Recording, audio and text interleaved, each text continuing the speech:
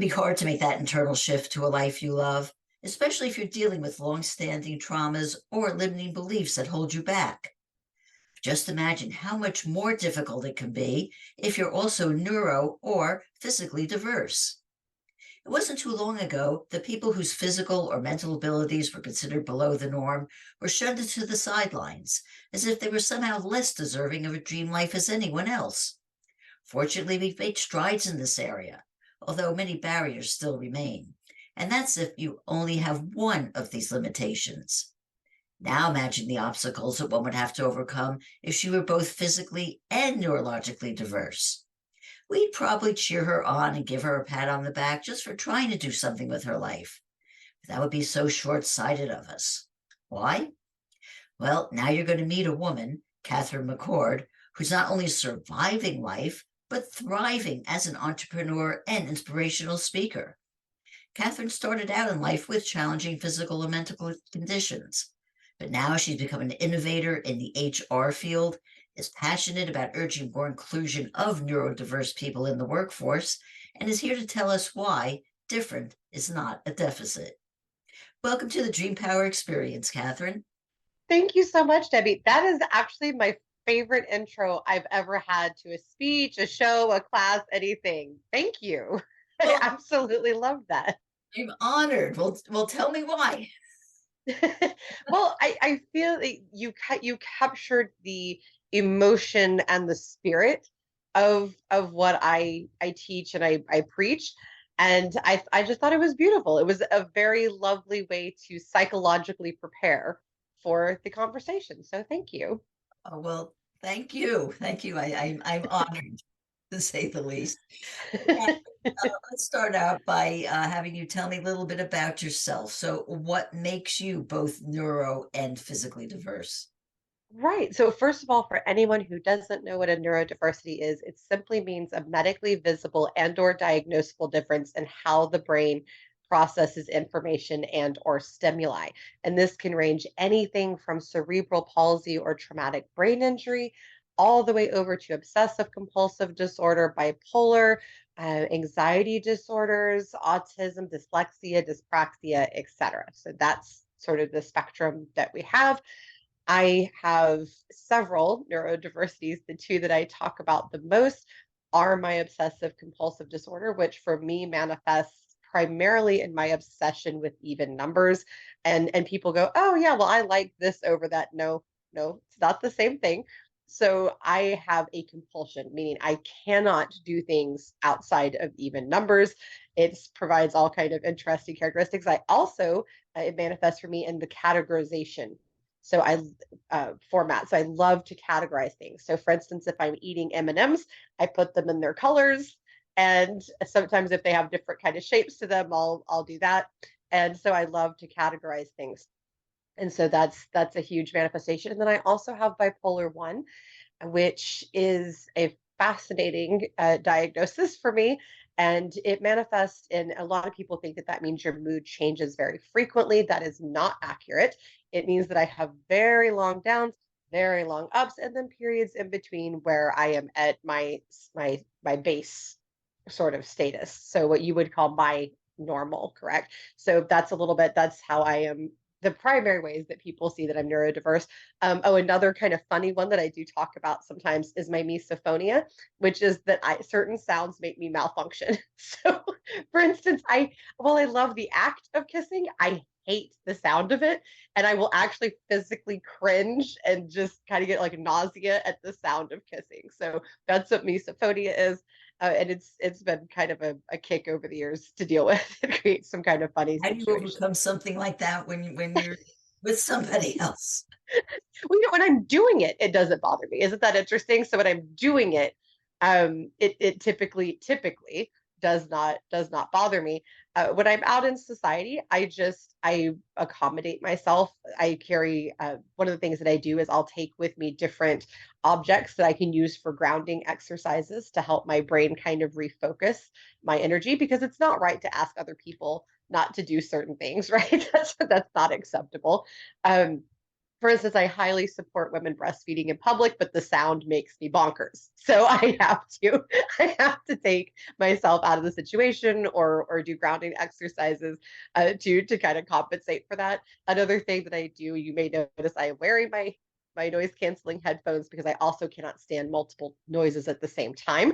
And so that's another thing that I do a lot to accommodate myself.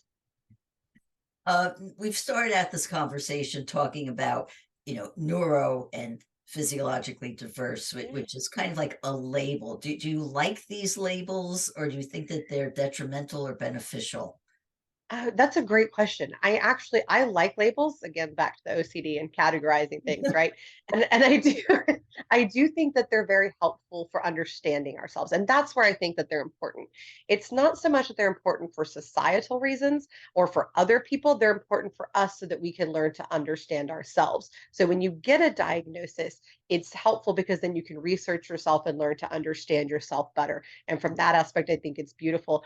The part where I think we struggle as a society is understanding that there's nothing wrong with these labels, right? It's no different than just saying this is a purple shirt or this is a blue shirt. This is just they're just each their own thing. There's nothing defective about one, there's nothing inherently better about the other. It just is what it is. Yeah. And I think the labels can help us understand each other as well. Oh, I would totally agree with that. And also I would think that, especially if it's something, if you're not born with it, if it's something that comes on, having that label just helps you understand, Yes. okay, now I can deal with it because I have an understanding of it, and I can Right. figure. Right. And even for people, by the way, who were born with it but were never told, that that late in life diagnosis is such a relief. I spoke to a woman not long ago who at the age of 63 got her autism diagnosis and goes, "Oh my gosh, this explains so much," And it brought such relief to her. So even the late in life diagnoses, very much to your point, they provide relief and understanding Yeah, and kind of calm the mind. I think you're talking about, the character traits that you have, and I look at them as character traits. I don't see them like it's on an illness, it's on a deficit. No. Just it makes you have I would call a quirky personality, which Yeah. is but Yeah. but That's exactly it. Yeah. am I sort of idealizing that, or does it actually No. pose major problems for you? No, well, one thing that I do like to let people know that disability is very common in the neurodiverse community. It's not inherent. Not everybody experiences it. And there's three different types of disability. There's medical, which is when the medical community says you have a disability. There's legal, which here in the States is, governed by the American Disabilities Act. And then you have social. Social sucks because it has nothing whatsoever to do with you. It has everything to do with society and what they perceive. So there's a lot more social disability than medical disability in the neurodiverse community. And that's very frustrating. But in terms of my actual experience and the experience of others, it varies, of course, but there is medical disability for some people. For instance, with my bipolar, it's freaking terrific a lot of the times, honestly. Like I love my manic cycles. They can be very helpful. I work at 90 to nothing. I'm highly creative. Great things come out. I have so much energy. I feel very healthy. And since I have a lot of medical conditions as well, that's kind of nice, right? To have those chemicals released and actually feel physically good for once. But it can also have some struggles too. So you get certain compulsions when you're manic that are not always healthy. You have to learn to manage that. Of course, the depressive cycles can be very dangerous and harmful for some. I've learned to manage mine very well. And they're also not as complex as my manic cycles in my particular case. So, for me, I've just learned to handle it. So there is definite disability and or frustration with it. The OCD can be very annoying, as you can probably imagine. If you have to do everything in even numbers, that can be a bit much. But when you accommodate yourself, you learn to handle all this healthy. It becomes much less stressful, much more of a daily disaster, so to speak. And then there is a beautiful benefit to all these. So I spoke about some of the benefits to my mania, which I absolutely adore. Plus, the way that my mind works as a bipolar person is has set me up to be all about innovation, which I love. I love that characteristic of myself. And we're designed as humans to balance ourselves out, right? So where there's a struggle over here, we have benefit over here. And science is finally catching up to that with studies from Harvard. The National Library of Medicine has multiple studies published on this. Hewlett Packard, actually, of all places, did a great study around this, talking about the benefits of neurodiversity and how, in fact, we do balance ourselves out. So these things are not deficits, they are, to your point, characteristics and just kind of manifestations of what's going on inside of us. So no, I think that it's not to gloss over it. I don't think it excludes disability to say that, because disability and or struggles are part of the human experience, right? So yeah, it's just a characteristic. That's all it is. But I'm sure as you've gone through life, there have been times when people maybe bullied you or excluded you or did other negative behaviors as a result of the person you are. How did you handle that? So I am a very unique person in this way. Um, and number one, I realize that you haven't spent a lot of time with me in my personal life, so I'm going to kind of give a reference. Have you ever seen the show Designing Women by any chance? Yes. Okay, yeah, okay. So Julia, that's me. That's my mom. There is no picking on me. That's just not a thing that's going to happen in your life. And if you try, well, you're going to pay for that mistake. But I also just kind of never cared. I was kind of born with this funny sort of feeling of like, well, if you don't want anything to do with me, that's your loss. Sorry for you. It just kind of kept going on with it. But a lot of people in the community absolutely experience that. And I have still had discrimination against me. People that thought I couldn't do something because of my medical conditions or because of my neurodiversity, things like that. Certain assumptions. Most people are intelligent enough that I can quiet those for them and I can help them understand and see that everything's okay. But there's always, the jerks and the people that just don't want to include and can't do anything about those people.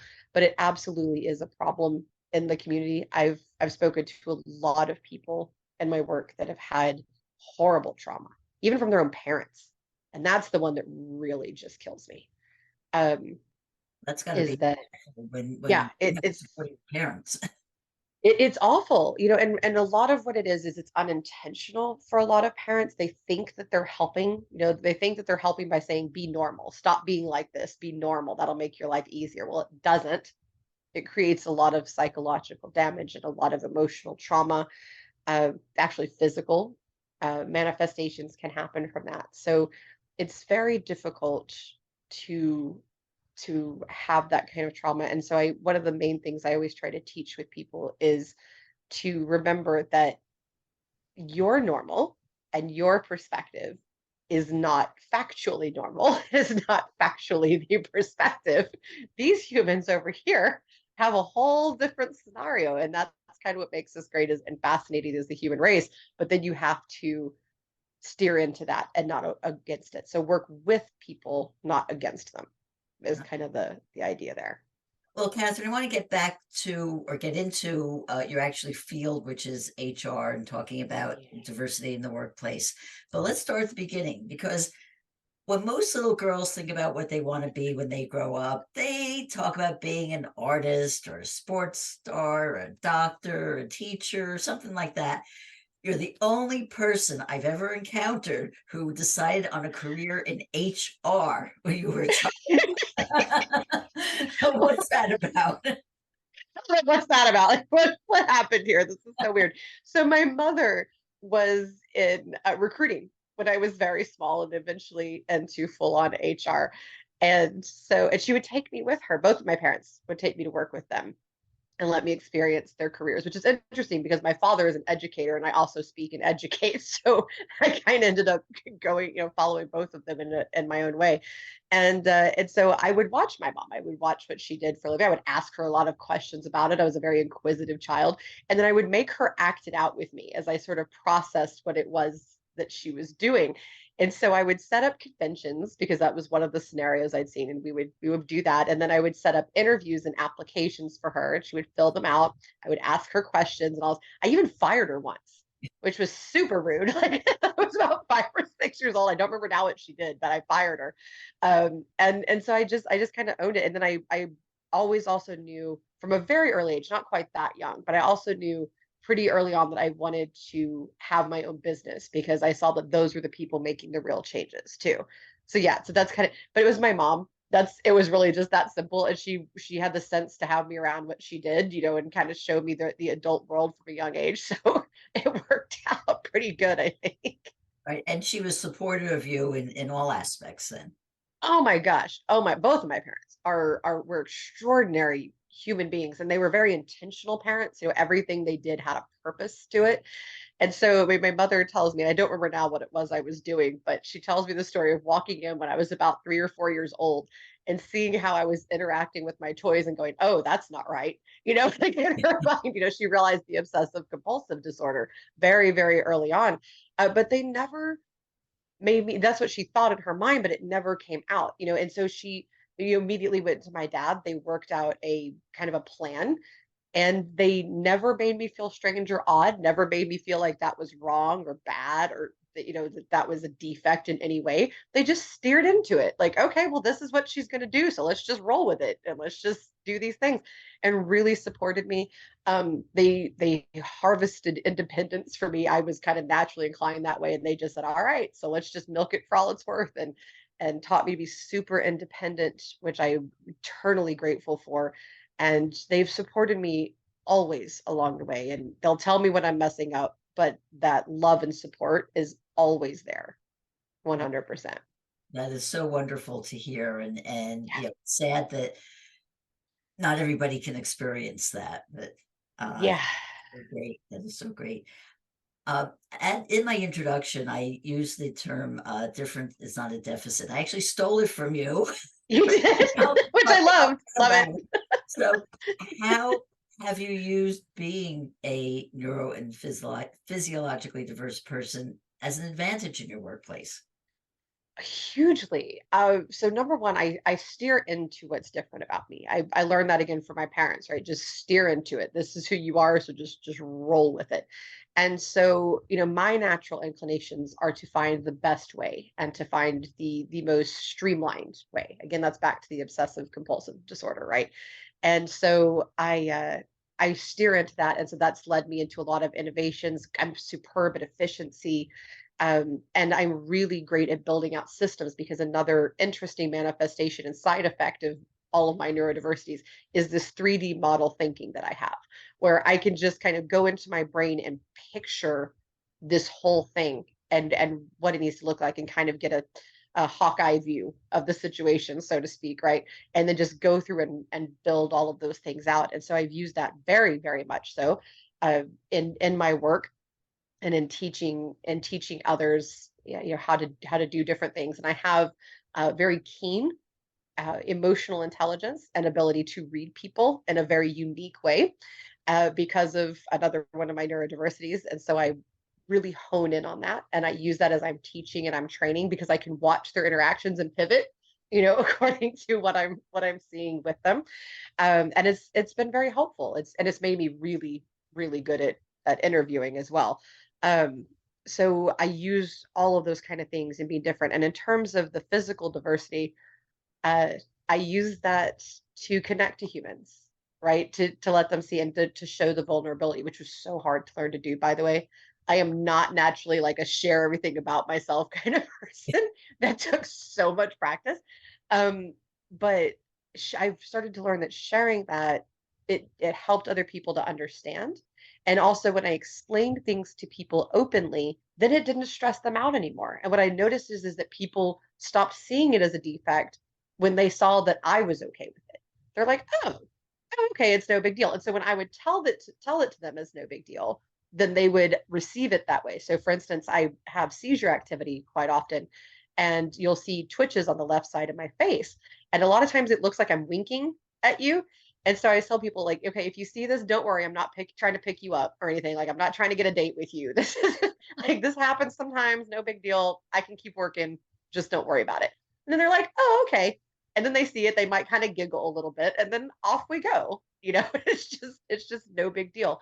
So I think creating the vulnerability, using kind of those, kind of gifts that I have from those aspects, and then also learning to use it to connect to the other people and to kind of decompress them a little bit has been really, really useful for That's me.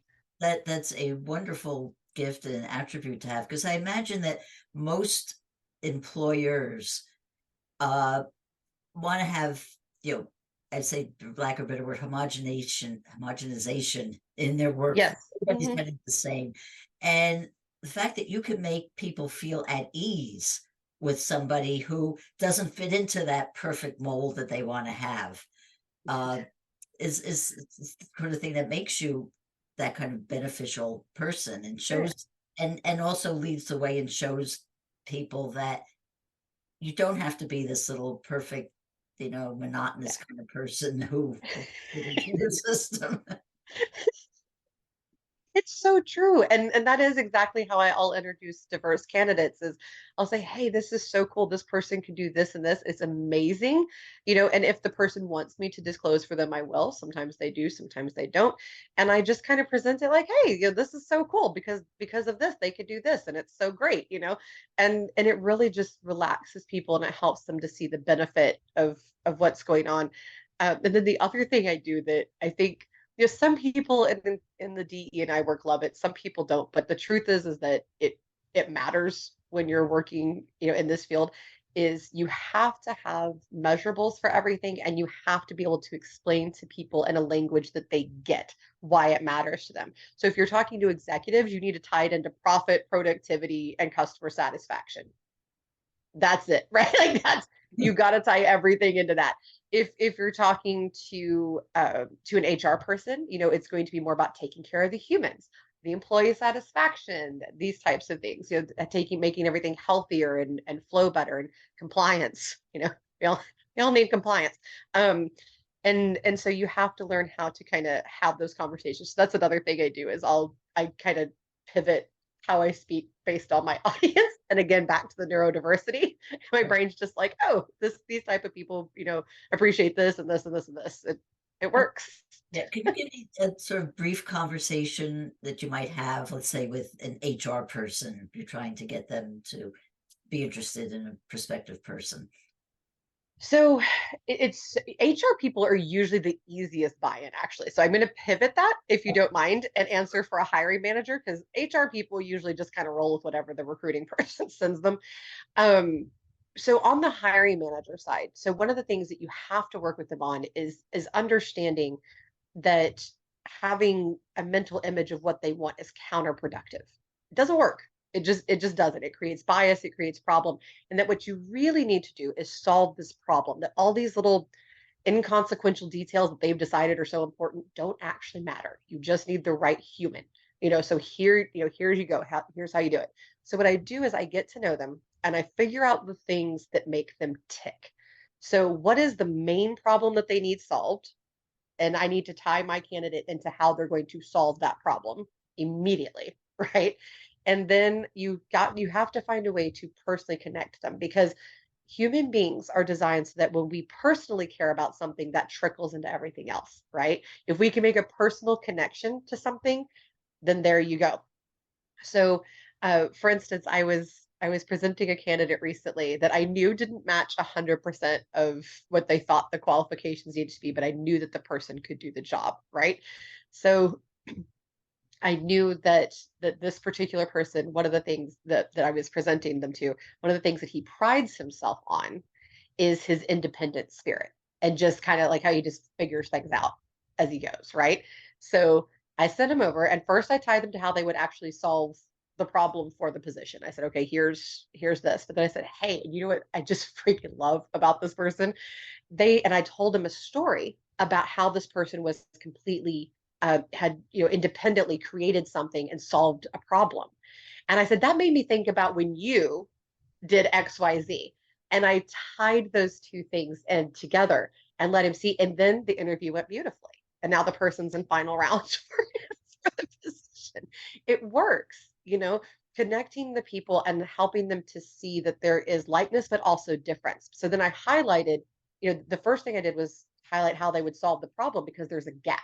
right? So you have to highlight that aspect and then also show the sameness as well, because that's what's going to emotionally connect them. Okay, what if somebody doesn't have a person like you to help lead the way to the employer? How would a diverse person make themselves desirable to an employer? First of all, mission alignment. People miss that. And this is for anybody really, right? But even is even if you're in the disability or diverse categories, mission alignment first and foremost. When you are on the same trajectory, then you are going to do better, and you want to let them know, hey, we are mission aligned on this. This is I am right there with you. I love your work. This is awesome. Here we go. Let's do this. Mission alignment, el numero uno, and make sure that your mission is clear in your resume. I hate resumes. That's a whole other show, but we have to use them right now. But make sure that your mission is clear in your resume. The other thing is to highlight your accomplishments. People miss this. Hit on your accomplishments that you have. Put them at the top of every single thing that you're describing. Then also focus on what makes you unique. And people really miss this opportunity, even in their resume, to showcase what makes them so very unusual. So, for instance, in the last resume that I created, and I do use them occasionally to pitch to clients. Some clients want a resume, and so I still have to maintain one. So the last one that I created, one of the things that's at the very very top is talking about how I completely reinvented an HR tech. And what's going to be interesting about that to somebody is they're going to look at my background and go, she doesn't have a technical background, but she designed and built a technology. Whoa. Like what? How did that happen? Wait, hold on. Um, I will mention in my volunteer experience how I worked with lions, how I have fostered and cared for lions and tigers and bears. People go, oh my, right? It's the natural Wizard of Oz response, right? Like, oh my, okay, well, that's interesting. I need to talk to that human, like what's going on there. And that's what that shows them. What I'm actually showing to them is that I have a bold personality and that I will go into the great beyond with you head first, charging, leading the charge. And that's really appealing, especially to my clients, because I tend to focus on small to growth stage companies, and they're still very much in that mindset. And so I'm showing them that aspect of my personality by showcasing those aspects. So that's what I would do. I would put the uniqueness right on out there. Just roll with it. That's great. And I would love to hear more about those lions and tigers. We just have time now Separate conversation. for what it is. We'll have to do it on another show. We just have time for this one final question. Katherine, how can people find out more about you and your work? Yeah. First of all, I have a speaking site where you can also, see some pictures of me in my bio. In fact, some of the lions and tigers are on there. So you can go to kmccordspeaking.com. And then you can also reach me on LinkedIn. I'm very active. I'm one of only 2 or 3 Katherine McCords with my spelling in the United States that's active on there. So I'm very easy to find. And then you can go to my website, my professional website, which is titanmanagementusa.com. And I welcome any questions or interactions that someone may have. We've been speaking about diversity in the workforce with entrepreneur and inspirational speaker Katherine McCord. I hope you've enjoyed today's program. If so, please hit that subscribe button so you don't miss out on any future episodes. Until next time, this is Debbie Spector Weissman saying, sweet dreams, everybody.